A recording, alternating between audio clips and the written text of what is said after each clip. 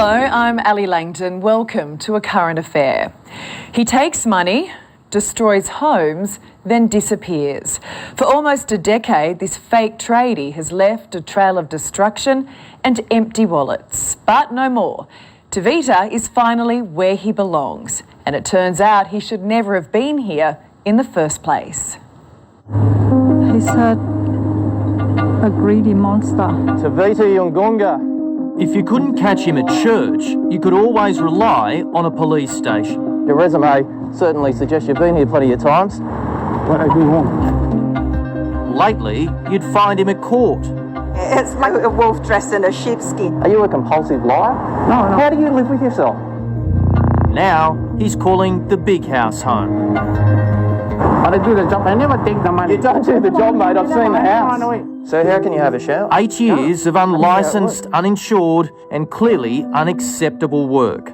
But thanks to his brave victims, our cameras exposed Tavita Yungunga for the first time. Anyone brings the sense of justice.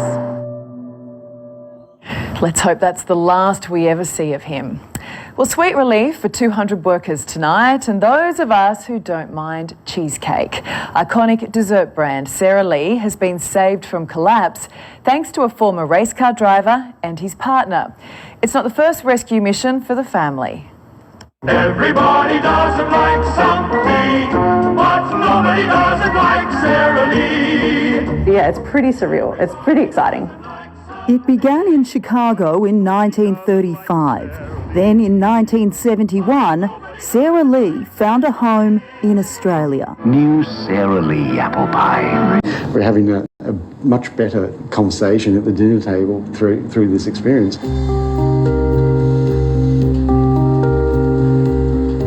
What was your kids' reaction when you told them you'd bought a dessert company? They're pumped. Like, yay, I want to be the product tester. An expensive way to keep the kids happy, that's for sure. Well, they say all you need is love. Now, don't worry, I'm not getting all mushy ahead of Valentine's Day. Trust me, it's not really my style.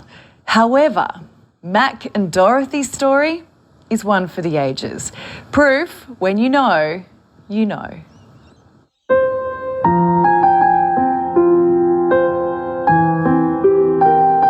It's the 22nd of March, 1942. Dearest Dot, I always get the greatest of pleasure out of your letters, sweet, but those 3 little words were something I've been looking for. The 9th of February, 1942. My dearest Mac, it's so good to come home from work and find news of you, to see your handwriting there. Makes me feel so alive somehow. So I think you'll have to keep writing to me when it's all over. Dorothy, reading all of your wonderful letters, what you and Mac had was a true love story. He was a wonderful man. Yes, you were. I'm sorry. I'm a weeper. Guess what? So am I. Their love story began in 1937. Yeah.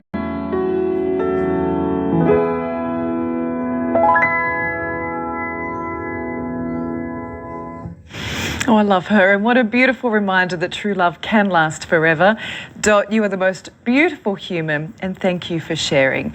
If you'd like to volunteer, you can head to transcribe.awm.gov.au.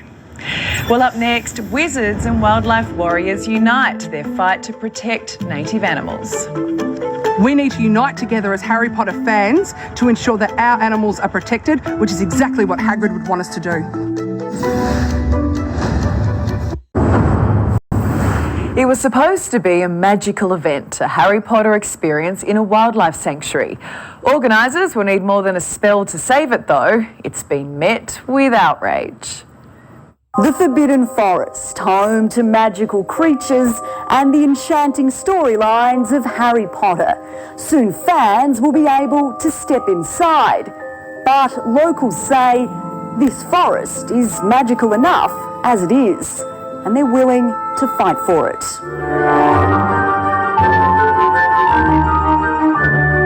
And there'll be thousands of people There'll be sound and light shows. The animals are actually prisoners. They can't flee. This is not fair. It's not fair. It's their home. On Victoria's Mornington Peninsula lies the Briars Wildlife Sanctuary, 90 hectares of fenced bushland. The council, in its own documents, calls this an ark. We've got powerful owls. We've got all sorts of wonderful creatures. Property. Hundreds of acres. Anywhere here. It's that easy. And it seems it was late today. Council moved the event next door to a dog walking park. Everyone's happy. Coming up, a nasty text from an ex or something more sinister. Karma is a... I'm sorry, but that actually wasn't me. I've checked the phone number.